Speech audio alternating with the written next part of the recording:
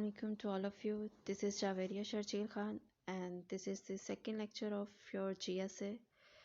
आज हम लोग जो टॉपिक स्टार्ट करेंगे वो हमारा डिपेंड करेगा बायोलॉजिकल साइंसेस के ऊपर, ठीक है। हम लोग इस चीज़ को इस तरह से गो थ्रू करेंगे कि किस तरह से आप लोग जो है वो इस टॉपिक के साथ मतलब किस तरह से आप साइटोलॉजी को जो है वो बेहतर वे में अंडरस्टैंड कर सकते हैं, ठीक है।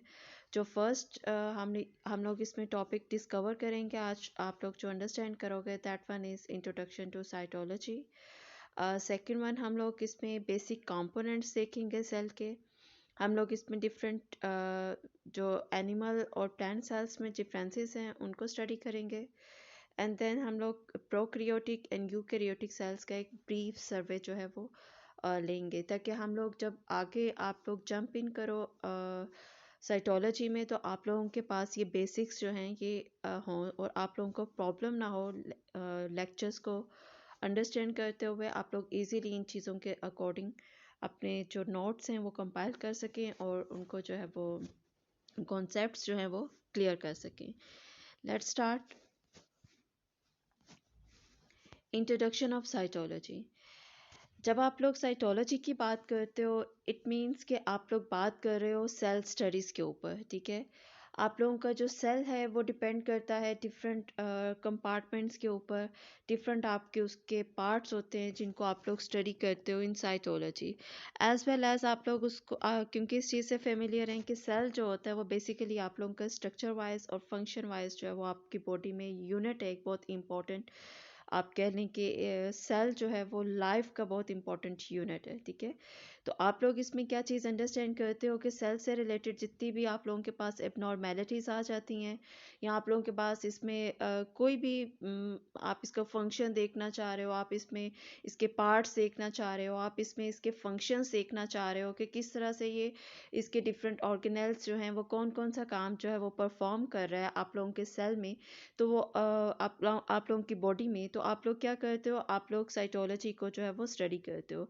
In short you can say कि सेल बायोलॉजी या cytology is a branch of biology studying the structure and function of the cell, whereas you can describe cytology like the study of the microscopic appearance of cells, especially for the diagnosis of abnormalities and malignancies। आपके पास जितने भी abnormalities आ जाती हैं related to cells, आप वो सब चीज़ें जो है वो साइटोलॉजी में डिस्कवर करते हैं। तो इन शॉर्ट आप कह सकते हो कि साइटोलॉजी में आप स्ट्रक्चर कि इसमें क्या क्या इसके पार्ट्स होते हैं सेल के, किस तरह से ये फंक्शंस परफॉर्म करती हैं आपकी बॉडी में, किस तरह से इसके अंदर अगर कोई इब्नॉर्मेलिटी हो जाती है वो आप लोग डील आउट करते हो। तो ये सब कुछ जो है वो आप लोग किस में स्टडी करते हो, आप लोग साइटोलॉजी में इसको डिस्कस करते हैं। I hope so is that clear to you. अगर आप लोगों को कोई प्रॉब्लम हो तो आप लोग प्लीज़ कमेंट सेक्शन में अपना जो कमेंट है वो लाजमी कीजिएगा, ताकि मुझे आइडिया हो सके कि आप लोगों को इसमें कोई प्रॉब्लम आ रही है कि नहीं, ताकि मैं उसको बेहतर वे में फिर भी आप लोगों को जो है वो गाइड कर सकूं। देन हम लोग इसमें इसके बेसिक कंपोनेंट्स जो होते हैं सेल के उनको स्टडी करते हैं। बेसिकली जब आप लोग एक सेल को लेते हुए तो उसमें क्या होता है कि उसके थ्री इंपॉर्टेंट पार्ट्स या थ्री इंपॉर्टेंट कंपोनेंट्स होते हैं जो आप लोग स्टेप बाय स्टेप डिस्कस करते जाते हैं, ठीक है। सबसे आउटर जब आप लोग उस सेल को देखते हैं तो आप लोगों के पास एक बाउंड्री होती है जो कि आपके सेल को एक प्रॉपर शेप प्रोवाइड कर रही होती है। That one is the plasma membrane. Plasma membrane, cell membrane, ये आप लोगों की उस मेम्ब्रेन का नाम है जो आप लोगों के सेल की बाहर एक प्रॉपर बाउंड्री क्रिएट करती है। इस चीज़ को माइंड में रखिएगा कि आप लोगों का जो एनिमल सेल होता है उसकी जो आउटर कवरिंग होती है that one is the plasma membrane और सेल मेम्ब्रेन। क्योंकि प्लाज्मा मेम्ब्रेन और सेल मेम्ब्रेन एक ही मेम्ब्रेन का नाम है, इसलिए इसमें कंफ्यूज मत होइएगा। Whereas in plant cell जब आप लोग प्लांट सेल को डिस्कस करते हैं तो आप लोगों की जो प्लाज्मा मेम्ब्रेन है उसके बाहर भी एक आप लोगों के पास बाउंड्री होती है जिसको आप लोग सेल वॉल कहते हैं। क्लियर।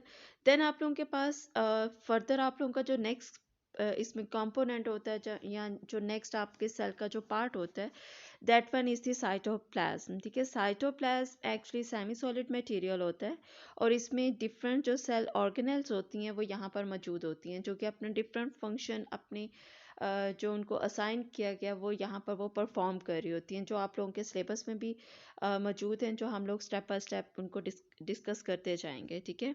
देन आप लोगों के पास एक पावर हाउस आ जाता है, सॉरी आप लोगों के पास एक ऑफिस आप लोग कह सकते हो आप लोगों का ऐसा, जिसमें आप लोग अपनी सारी मतलब जो आपका सेल होता है उसमें उससे वहाँ पर उसको डिक्टेशंस जो हैं वो प्रोवाइड की जा रही होती हैं। जैसे अगर आप लोगों का कोई यूनिवर्सिटी है उसमें एक ऑफिस जो होता है, ऐसी जगह होती है जहाँ पर मेन जो आप लोगों के डिसीजंस होते हैं वो परफॉर्म हो रहे होते हैं और आप लोगों को आगे असाइन किए जा रहे होते हैं। सेम आप लोग इस चीज़ को इस तरह से अंडरस्टैंड कर सकते हैं कि ऑफिस एक्चुअली जो न्यूक्लियस है वो आप लोगों के सेल का एक ऑफिस होता है जहाँ पर इंपॉर्टेंट मटेरियल जो है वो वहाँ मौजूद होता है इन क्रोमेटिन फॉर्म, ठीक है। और फिर उससे जो है वो इंफॉर्मेशन फर्दर जो है वो डिकोड की जाती है, आप लोगों को असाइन किया जाता है आप लोगों की जो ऑर्गेनेल्स होती हैं उनको वर्किंग के, किस तरह से अपना वर्किंग जो है वो परफॉर्म करती हैं, किस तरह से उन्होंने अपने काम जो है वो करने हैं। तो these are three important components of your cell. I repeat, plasma membrane, that one is the outermost covering, whereas cytoplasm is the semi-solid material that is present between the plasma membrane and nucleus, whereas nucleus is present in the center in your animal cell, ठीक है। मैं animal cell की बात कर रही हूँ, plant cell पे अभी हम लोग डिस्कशन करते हैं। और न्यूक्लियस जो है वो एनिमल सेल में आप लोगों के पास सेंटर में है, सेंट्रल है, ठीक है। ये आप लोगों के जो है वो कंपोनेंट्स हैं सेल के। If you want to know the differences of animal and plant cells, तो आप लोगों को ये डिफरेंस जो है वो एक माइंड में अपने पिक्चर इसकी क्लियर करनी होगी, क्योंकि ये इंपॉर्टेंट हो सकता है आप लोगों को मे बी ऑब्जेक्टिव में कोई चीज़ें इस तरह से आ जाएँ, तो उसके लिए बेहतर है कि आप ये कुछ पॉइंट्स जो हैं वो अपने माइंड में रखिएगा।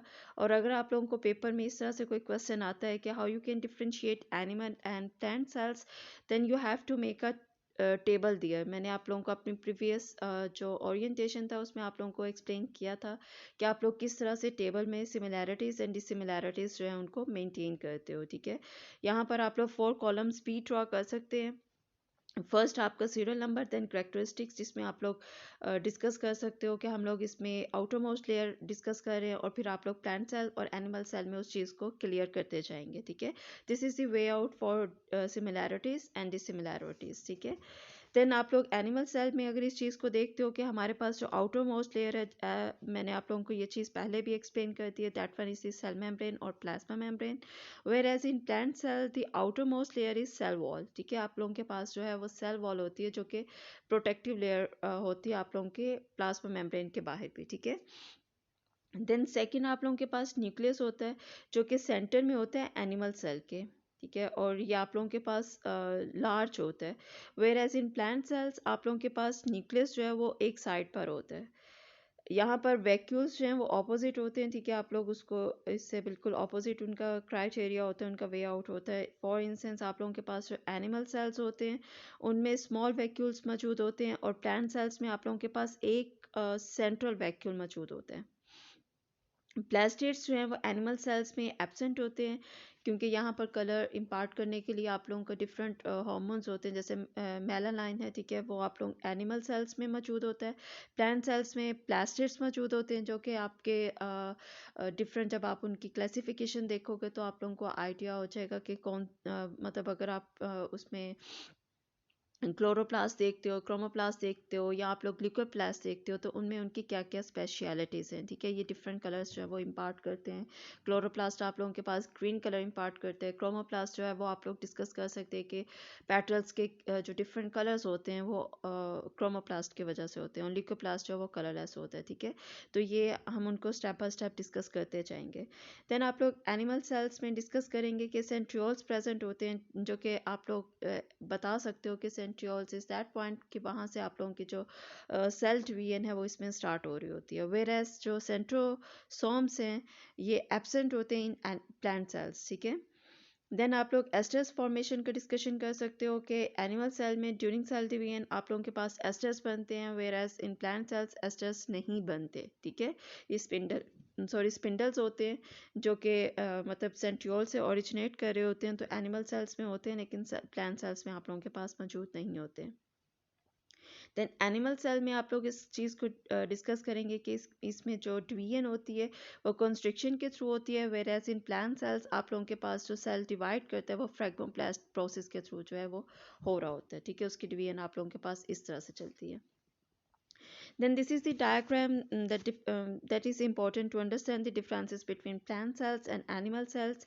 And please keep this point in your mind कि whenever you are going to prepare your sciences, ठीक है, तो you have to work on your diagrams, ठीक है. diagrams आप लोगों के लिए इसलिए important होती हैं कि इससे एक तो आप लोगों की अपनी preparation बहुत अच्छी हो जाती है, ठीक है. सेकेंडली जब आप लोग पेपर में अपने टाइम को मैनेज करते हुए डायग्राम ड्रॉ करते हो तो आपका एक इम्पैक्ट जो है वो अच्छा जाता है आपके रीडर पर, एग्जामिनर पर, ठीक है. तो कोशिश कीजिएगा कि आप लोग जो है वो इसको प्रॉपर ड्रॉ करके, इसको लेबल करके उसको वहाँ पर आप लोग शो करें. हम लोग इसको डिस्कस करते हैं, ठीक है. This is the diagram of your weight. Okay, this is the diagram for plant cells, ठीक है. आप लोगों का यहाँ से ये स्टार्ट हो रहा है. This is your cell wall, कि ये आउटर जो आप लोगों के पास एक मेम्ब्रेन है, that one is cell wall. Then आप लोगों के पास सेकंड आ जाती है सेल मेम्ब्रेन, ठीक है, जो कि सेल वॉल से अंदर की तरफ मौजूद होगी, ठीक है. देन आप लोगों को यहाँ पर क्लोरोप्लास्ट नज़र आ रहा है, ठीक है. ये हम लोग फर्दर इसको डिस्कस करेंगे तो प्लास्टिड्स में आप लोगों को ये पढ़ने को मिलेगा. ग्रीन कलर में आपको ये नज़र आ रहा है. Then this one is your vacuole, जो कि आप लोगों को सेंटर में नज़र आ रहा है, ठीक है. हम लोगों ने यही चीज़ अभी डिस्कस की थी कि आप लोगों का जो प्लांट सेल्स होते हैं उसमें एक वैक्यूल मौजूद होता है और वो सेंट्रल होता है. देन ये आप लोगों को अटैच फॉर्म में यहाँ पर ये स्मूथ एंडोप्लाज्मिक रेटिकुलम नज़र आ रही हैं, ठीक है. ये फ्री राइबोसोम्स आप लोगों के यहाँ पर मौजूद हैं. ये आप लोगों के अटैच राइबोसोम्स जो हैं वो यहाँ पर मौजूद हैं, ठीक है. ये आप लोगों को यहाँ पर नज़र आ रहे होंगे. न्यूक्लियर एनवेलप, आप लोगों के ये न्यूक्लियस के अराउंड आप लोगों को एक प्रॉपर मेम्ब्रेन नज़र आ रही होगी. That one is your nuclear envelope और दिस इज़ योर न्यूक्लियस. यहाँ पर आप लोगों को एक डार्किश पोर्शन नज़र आ रहा है. This one is the nucleolus, ठीक है. इसकी कोई मेम्ब्रेन नहीं होती आप लोगों के पास. यहाँ पर आप लोगों की रेफ एंडोप्लाज्मिक रेटिकुलम भी यहाँ पर मौजूद है, ठीक है. ये आप लोग जब डायग्राम इसको प्रिपेयर करेंगे तो आपको नज़र आ जाएगा. This is your power house, ठीक है. माइटोकॉन्ड्रिया आप लोगों के पास यहाँ पर मौजूद है, whereas Golgi apparatus is present here, ठीक है. This is the diagram of your plant cells. यहाँ पर आप लोगों की वेट एनिमल सेल है, ठीक है. एनिमल सेल भी हम लोग प्लाज्मा मेम्ब्रेन से उसको स्टार्ट करते हैं. This is the outermost layer, ठीक है. That one is the plasma membrane. Then आप लोगों के पास यहाँ पर राइबोसोम्स जो हैं वो बहुत फॉर्म में आप लोगों के पास अब यहाँ मौजूद हैं. एक आप लोगों के पास अटैच्ड फॉर्म में है जो आप लोग देख रहे हो कि ये आप लोगों के न्यूक्लियर मेम्ब्रेन के साथ है, ठीक है. और जो राइबोसोम्स फ्री फॉर्म में है वो आप लोगों को ये साइटोप्लाज्म में डिस्पर्स फॉर्म में नज़र आ रहे हैं. Then this is your smooth endoplasmic reticulum, जो कि आप लोगों को यहाँ पर पर्पल कलर में शो हो रही है, ठीक है. Then this is your centriole, जहाँ से आप लोगों का जो है वो आप लोग बता सकते हो कि सेल डिवाइड करते हैं animal cell. These are your Golgi apparatus, और ये आप लोगों की रफ एंडोप्लाज्मिक रेटिकुलम है. This is your nucleus in purple colour, और this one, and this is the outer covering of nucleus, that is nuclear membrane, and this darkish portion is your nucleolus, and these yellow colors organelles are your mitochondria, ठीक है. That one is the powerhouse of your cell. This is the diagram for animal cell.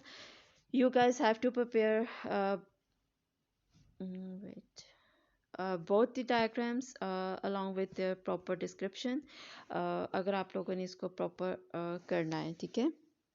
Then उसके बाद हमारे पास जो next आप लोग इसमें discuss करेंगे, that one is the differences between prokaryotic and eukaryotic cell. जैसे मैं आप लोगों के साथ ऑलरेडी इस चीज़ को डिस्कस कर चुकी हूँ कि हम लोग एक ब्रीफ सिर्फ ये इंट्रो लेंगे ताकि आप लोगों को कोई प्रॉब्लम ना हो. अगर ये टर्म आप लोगों के पास आगे आती है तो आप लोग इसको ईजीली डिस्कस कर सकें, ठीक है.